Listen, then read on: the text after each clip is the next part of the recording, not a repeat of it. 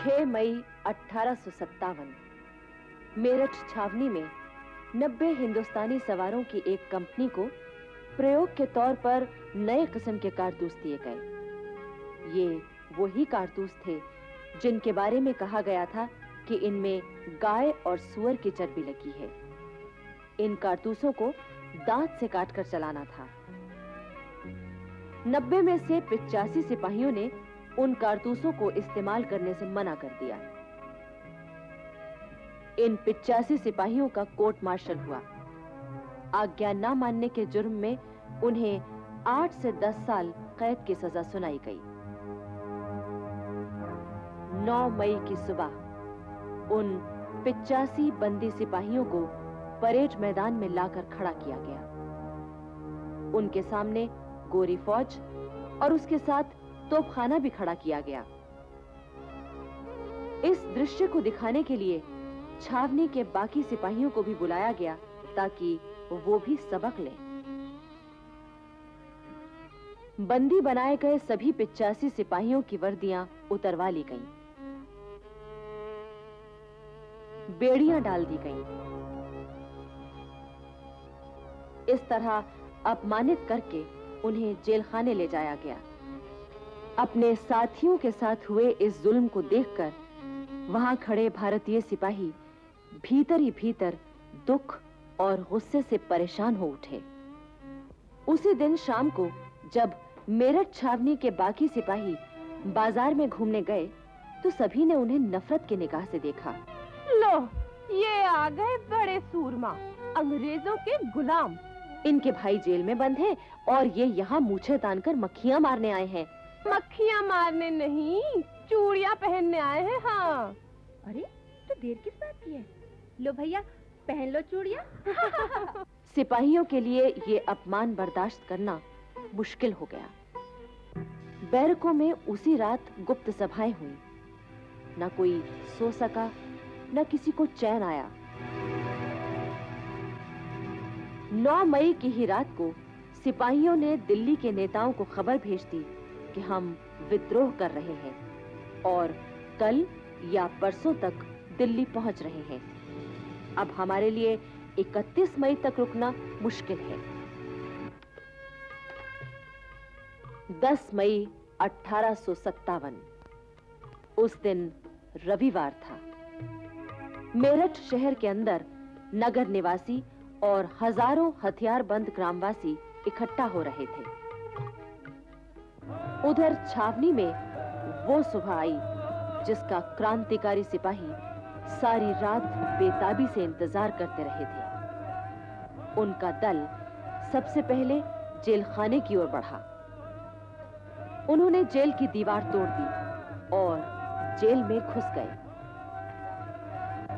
उन्होंने बंदी बनाए सिपाहियों की बेड़ियां काट दी और उन्हें मुक्त किया।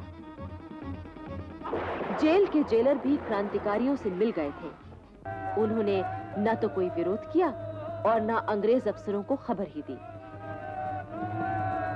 इसके बाद सारे क्रांतिकारी सिपाही अंग्रेजों का खात्मा करने के लिए दौड़ पड़े। हिंदू, मुसलमान, पैदल, सवार और तोपखाने के सिपाही सभी विद्रोही हो उठे।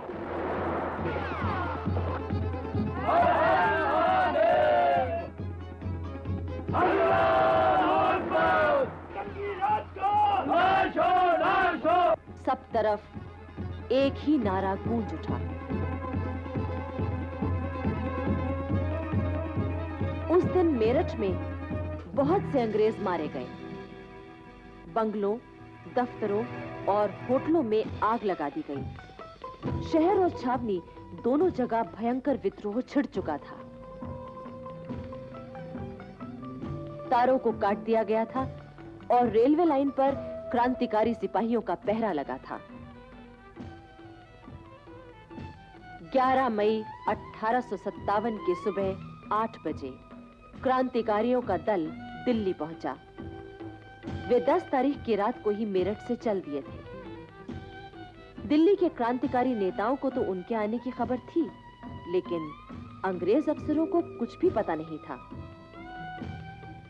जैसे ही अंग्रेज फौजी अफसर कर्नल रिपले को खबर मिली वो 54 नंबर देसी पलटन को लेकर मुकाबले के लिए आगे बढ़ा। अपने भारतीय सिपाहियों को मुकाबले में देखकर मेरठ के क्रांतिकारियों ने हर हर महादेव, अल्लाह अकबर, अंग्रेजी राज का नाश हो, बहादुर शाह जफर की जय ऐसे नारे लगाए। अपने सामने खड़े आजादी के दीवाने सिपाहियों को देखकर 54 नंबर पलटन के दिल में भी राष्ट्रीयता जाग उठी। वे मेरठ के सिपाहियों से लड़ने की बजाय गले मिलने लगे। कर्नल रिप्ले ये देखकर घबरा गया। वो भागना चाहता था, पर क्रांतिकारी सिपाहियों ने उसे मार दिया। अब दिल्ली और मेरठ के क्रांतिकारी सिपाहियों ने कश्मीरी दरवाजे से दिल्ली में प्रवेश किया। उधर बहादुर शाह जफर और बेगम जीनत महल ने सोचा कि अब 31 मई तक इंतजार करना ठीक ना होगा। अगर अंग्रेजों को मौका मिल गया तो वो क्रांति को दबा देंगे। शाम तक मेरठ की पैदल सेना और तोपखाना भी दिल्ली पहुंच गया। लाल किले में पहुंचकर क्रांतिकारी सेना ने बहादुर शाह जफर के नाम 21 तोपों की सलामी दी।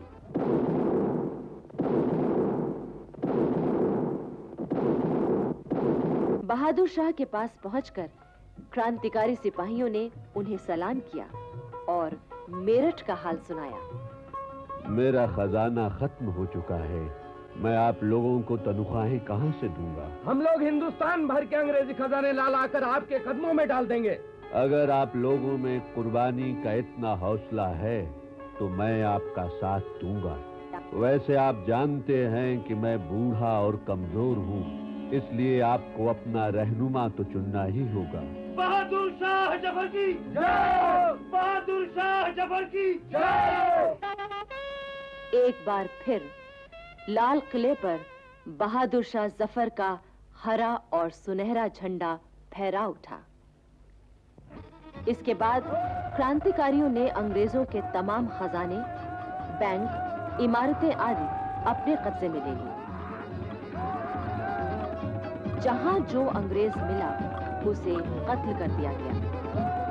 11 मई से 16 मई तक दिल्ली में अंग्रेजों का कत्लेआम हुआ। दरियागंज के तमाम अंग्रेजी बंगले जला दिए गए।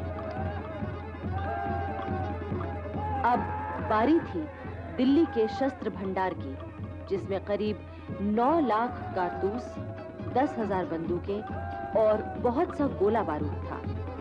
यहाँ पर 9 अंग्रेज सिपाहियों का पहरा था। वे किसी भी हालत में ये शस्त्र भंडार क्रांतिकारी सेना को सौंपने को तैयार नहीं थे। आखिर क्रांतिकारी सेना ने उन पर आक्रमण कर दिया। वे 9 अंग्रेज सिपाही ज्यादा देर टिक न सके। उनमें से एक अंग्रेज सिपाही ने शस्त्र भंडार में आग लगा दी। इससे इतना भयानक विस्फोट हुआ कि वे 9 अंग्रेज सैनिक, 25 हिंदुस्तानी और करीब 300 दिल्लीवासी मारे गए। 16 मई 1857 को दिल्ली शहर कंपनी के हाथों से पूरी तरह आजाद हो गया और सम्राट बहादुर शाह जफर का शासन स्थापित हो गया। बहादुर शाह जफर ने सबसे पहले बरेली के बहादुर बख्त खां को सेना की कमान सौंपी और उसे प्रधान सेनापति बनाया। इस मौके पर बहादुर शाह ने बख्त खां से कहा, बहादुर, मुझे तुझ पर बड़ा भरोसा है। मुझे तुम खुदा हवाले करो और यहाँ मैदान जंग में कुछ करके दिखाओ। इसके बाद बहादुर शाह जफर ने देशवासियों के नाम एक पैगाम प्रसारित किया। मेरी ये दिली ख्वाहिश है कि जिस कीमत पर और जिस जरिए से भी हो सके फिरंगियों को हिंदुस्तान से बाहर निकाल दिया जाए, लेकिन इस मकसद को पूरा करने के लिए जिस इनकलाबे जंग की शुरुआत की गई है वो तब तक फतेहयाब नहीं हो सकती जब तक कि कोई ऐसा शख्स जो इस तहरीक के तमाम बार को अपने कंधों पर उठा सके और तमाम कौम का नुमाइंदा कहला सके, मैदान में आकर इस इनकलाबी जंग की कयादत अपने हाथ में न ले ले। बहादुर शाह ने ये भी ऐलान किया, अंग्रेजों को मुल्क से निकाल दिए जाने के बाद अपने जाती फायदे के लिए हिंदुस्तान पर हुकूमत करने की बाखुदा मेरी जरा भी ख्वाहिश नहीं है। याद रखें, खुदा ने इंसान को जितनी भी नेमतें अता की हैं, उसमें सबसे बड़ी बरकत आजादी है। इसलिए हमें हर कीमत पर अपनी आजादी की हिफाजत करनी है। मैं खुदा को हाजिर नाजिर जानकर आपसे ये भी वायदा करता हूँ कि मुल्क से अंग्रेजों के निकाल दिए जाने के बाद मैं अपने तमाम शाही अख्तियारात कौम के उस शख्स को सौंप दूंगा जिसे आप लोग चुनेंगे। क्रांति की चिंगारी सारे देश में फैल चुकी थी। दिल्ली के सेनापति ने तमाम देश के बहादुर फौजों को संगठित करने के लिए खत भेजे। उन खतों में लिखा गया था, भाइयों, दिल्ली में अंग्रेजों के साथ जंग हो रही है।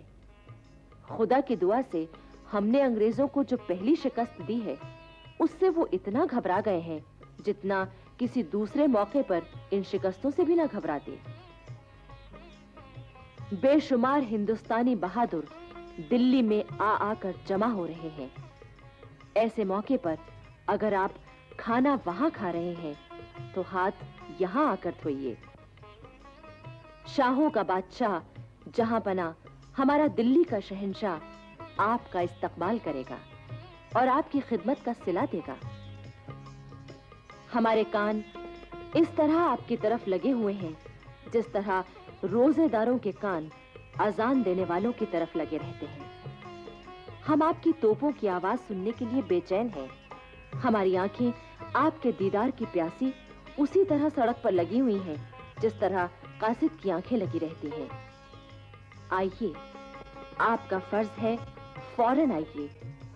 हमारा घर आपका घर है।